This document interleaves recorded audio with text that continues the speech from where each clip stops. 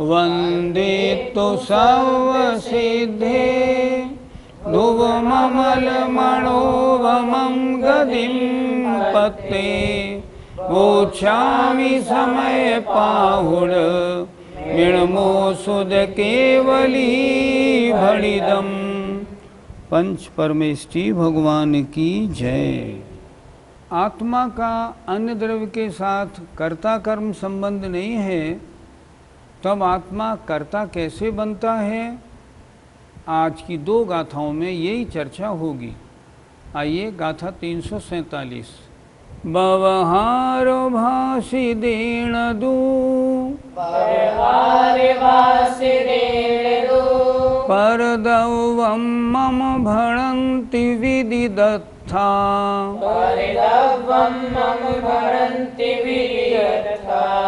जानन्तिरिच्छयेण दू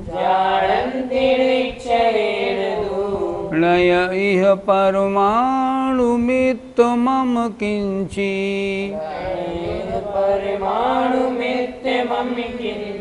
नय इह परमाणुमित्त मम किंची। बोलो।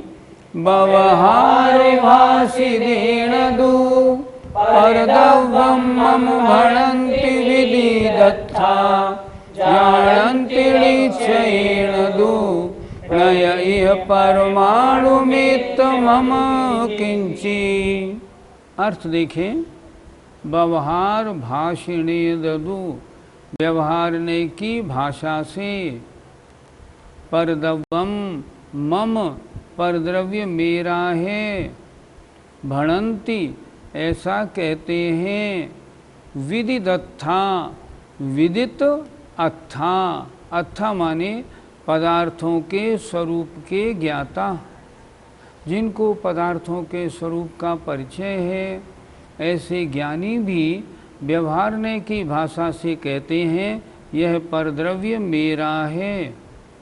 जबकि जानन्ति, जानते हैं। निश्चयेन दु, निश्चय के द्वारा। नय, नहीं और। यह माने यहाँ।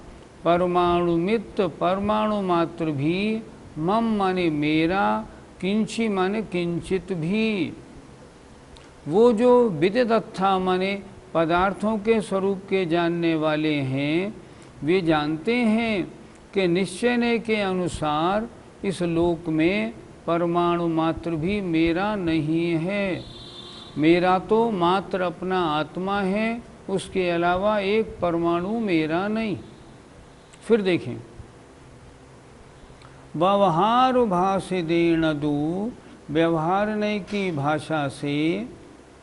विदिदत्था, पदार्थों के स्वरूप के ज्ञाता। परदब्बम मम, परद्रव्य मेरा है, ऐसा भणन्ति, ऐसा कहते हैं। जबकि जानते हैं, जानन्ति, निश्चयेन दु, निश्चय के द्वारा। नय इह, नहीं है और यहाँ। परमाणुमित्त, परमाणु मात्र भी। मम माने मेरा। किंच माने किंचित भी। वे पदार्थों के स्वरूप के ज्ञाता जानते हैं कि निश्चय के अनुसार मेरा परमाणु मात्र भी नहीं है। फिर भी व्यवहारने की भाषा से परद्रव्य मेरा है, ऐसा कहते हैं। जिन्होंने पदार्थ का स्वरूप जान लिया है, ऐसे लोग भी व्यवहार की भाषा के द्वारा यह पिच्छिकमंडलू आदि परद्रव्य मेरा है, ऐसा कहते हैं। परंतु निश्चय के द्वारा वे लोग ये जानते हैं कि इन बाह्य वस्तुओं में परमाणु मात्र भी कुछ मेरा नहीं है। अगर ज्ञानी परद्रव्य को व्यवहार से अपना कहता है तो क्या गलत है? नहीं, कुछ भी गलत नहीं। जैसे मान लो ये शरीर है, क्या ये शरीर तुम्हारा है? हाँ, व्यवहारने से मेरा है, क्योंकि कर्म उदय से मुझे प्राप्त हुआ है। निश्चय से शरीर नहीं, कोई अन्य पदार्थ मेरा कभी नहीं था, कभी नहीं होगा, ये मेरा कभी भी नहीं होगा। लेकिन अगर निश्चय की धारणा उसकी नहीं है और व्यवहारने से नहीं, बिना नए से, जब नए से कहेगा ना तो उसमें अपेक्षा लग जाएगी। अगर वो नए की अपेक्षा नहीं लगाएगा और परवस्तु को मेरा कहेगा ना, तब तो मिथ्या दृष्टि हो जाएगा। और अगर परवस्तु को व्यवहारने से मेरा है ऐसा कहेगा, तब मिथ्या दृष्टि नहीं होगा, तब सम्यक दृष्टि बना रहेगा।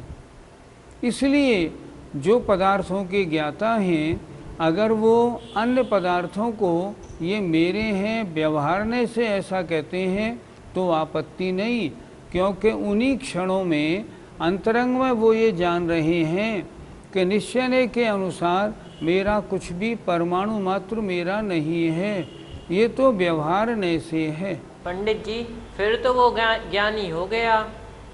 अन्य शास्त्रों या आचार्यों के अनुसार हाँ ज्ञानी कहने में आपत्ति नहीं, पर यहाँ तो समय सार की व्याख्या चल रही है।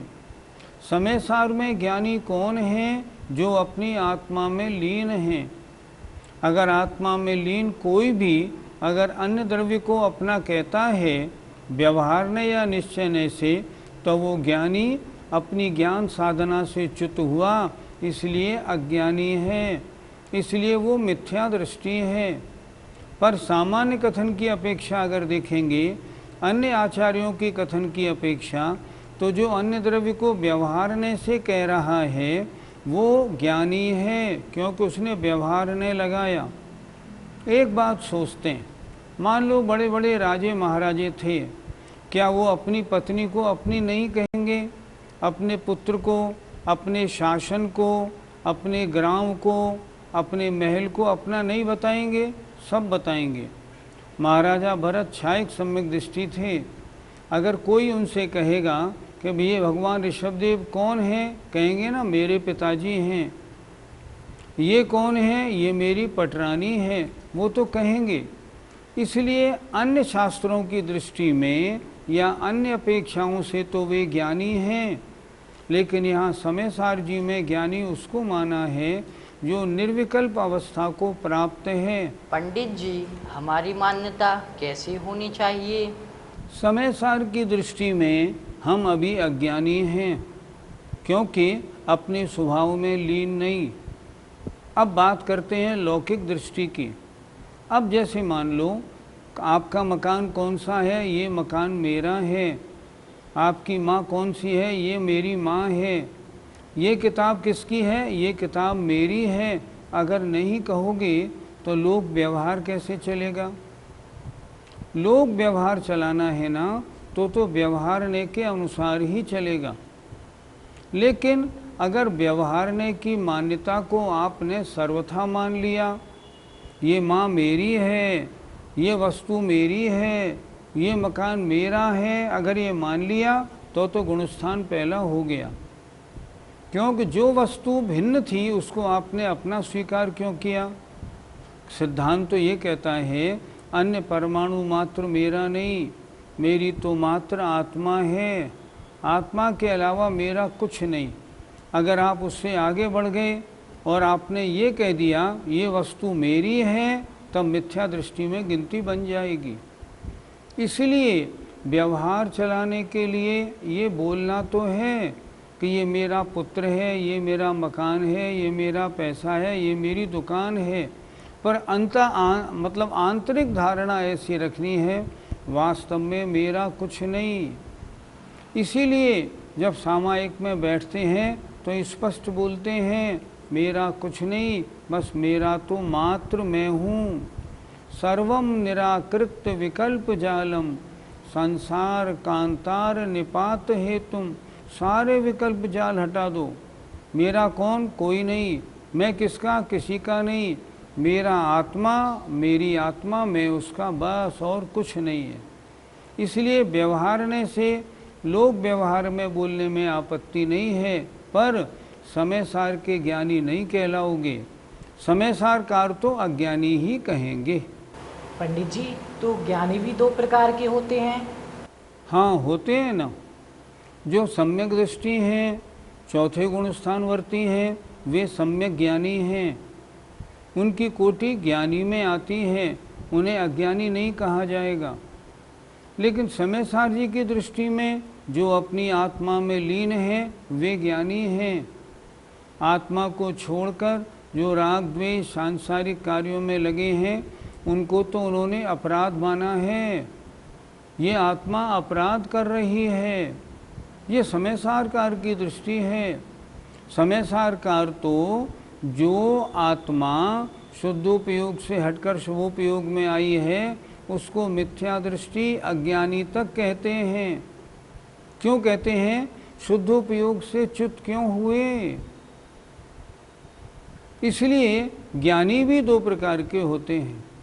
एक ज्ञानी वो जो सम्यक दृष्टि और सम्यक ज्ञानी हैं, एक ज्ञानी वो जो समय सार के अनुसार ज्ञानी है, अर्थात मात्र अपने आत्मा के देखने जानने वाले हैं, अन्य पदार्थों से कोई वास्ता नहीं।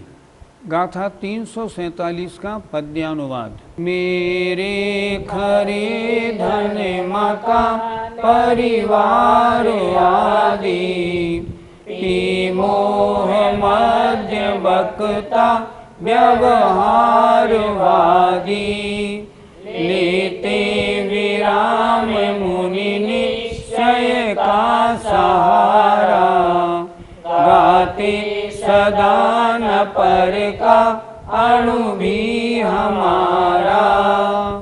क्या कह रहे हैं? अगर कोई बिना निश्चय का सहारा लिए और व्यवहार को बोलने वाला है और व्यवहार के अनुसार मेरा धन है, मेरे मकान है, मेरे परिवार हैं, ऐसा कहता है, तो आचार्य लिख रहे हैं उसने मोह रूपी शराब पी ली है, वो निज पर का भेद भूल गया है, इसलिए बक रहा है, अर्थात गलत बोल रहा है। लेकिन जो मुनि महाराज व्यवहार से ये मेरी पीछी है, ये मेरे कमंडलू है, ऐसा बोलते हैं, लेकिन उन्होंने निश्चय का सहारा लिया हुआ है, अंतरंग में वो जानते हैं पर का अणु भी हमारा नहीं है, इसलिए वे मुनि महाराज तो ज्ञानी हैं।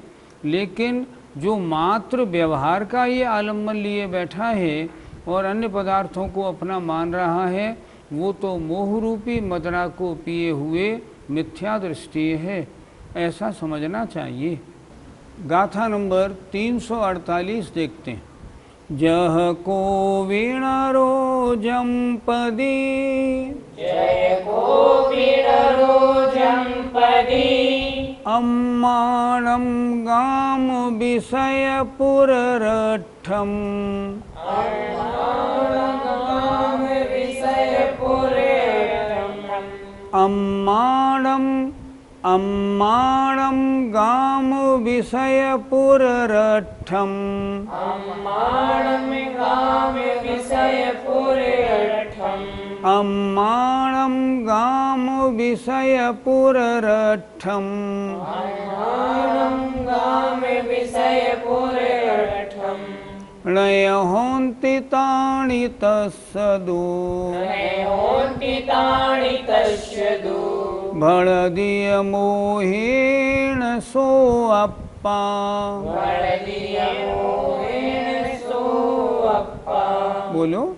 जय को वीणरो जंपदी, अम्माणं गाम विषय पुररठम, नयहोन्ति तानि तस्सदो, भड़दीय मोहेन सोऽप्पा। शब्दार्थ देखें। जह माने जैसे, को भी माने कोई, नरो माने मनुष्य, जंपदी माने कहता है। जैसे कोई मनुष्य कहता है अम्माणम मेरे हैं, गाम माने ग्राम, विषय माने नगर, पुर माने प्रांत, रट्ठम माने राष्ट्र माने देश। क्या कह रहे हैं? जैसे कोई मनुष्य कहता है कि ये ग्राम, ये नगर, ये प्रांत, ये देश मेरे हैं। नय होन्ति तानि तत्सदु, तानि माने वे सब, तत्स माने उसके, नय होन्ति नहीं होते हैं। लेकिन मोहेण मोह से सो अप्पा वह आत्मा भणदी, ऐसा कहता है। क्या राष्ट्र किसी की पर्सनल प्रॉपर्टी हो सकता है? नहीं हो सकता। क्या प्रांत नगर किसी के हो सकते हैं? नहीं हो सकते। उसके मालिक कितने हैं? उसके मालिक तो सैकड़ों हजारों लाखों हैं। लेकिन वो कहता है, ये मोह से कहता है। ज़रा फिर देखें, जह माने जैसे, को भी नरो कोई मनुष्य, जमपदी कहता है गाम विषय पुररठम, ग्राम नगर प्रांत और राष्ट्र माने देश ये अम्माणम मेरे हैं, जबकि ताणी वे सब तस् माने उसके हृणय होंती नहीं होते हैं। सो अप्पा वह आत्मा तो मोहेण मोह से ऐसा कहता है। उसको अपने ग्राम, अपने नगर, अपने राष्ट्र से लगाव है, इसलिए वो कह रहा है मेरे हैं, लेकिन वास्तव में वे उसके नहीं। ये तो मोह की लीला है। जैसे कोई पुरुष कहे कि अमुक ग्राम, नगर, प्रांत और देश मेरा है, तो उसके कहने मात्र से वे सब उसके नहीं हो जाते हैं, किंतु जीव मोह के वश से मेरा मेरा कहता है। गाथा 348 का पद्यानुवाद देखें। कोई यहाँ पुरुष है कहते हमारे, ये देश खेत पुर गोपुर प्रांत प्यारे, ये वस्तुतः न उनके बन से कदापि, व्यामोह से जड़ प्रलाप करे तथापि। यहाँ भी कोई पुरुष हैं, वो कहते हैं कि ये देश, नगर, प्रांत हमारे हैं, हमको प्यारे हैं, पर ये वस्तु, ये सब नगर, खेत, गोपुर आदि उनके कभी नहीं होते। व्यामोह से, अज्ञान से वे ऐसा जड़ प्रलाप करते हैं। लेकिन अगर देखा जाए तो व्यवहार से उनका कहना ठीक है। मैं कहाँ का हूँ, मैं फलां स्थान का हूँ, ये तो कहना ही पड़ता है, लेकिन आंतरिक धारणा बहुत स्पष्ट होनी चाहिए, मेरा कुछ नहीं, मेरा तो आत्मा मात्र ही है। जय जिनेंद्र।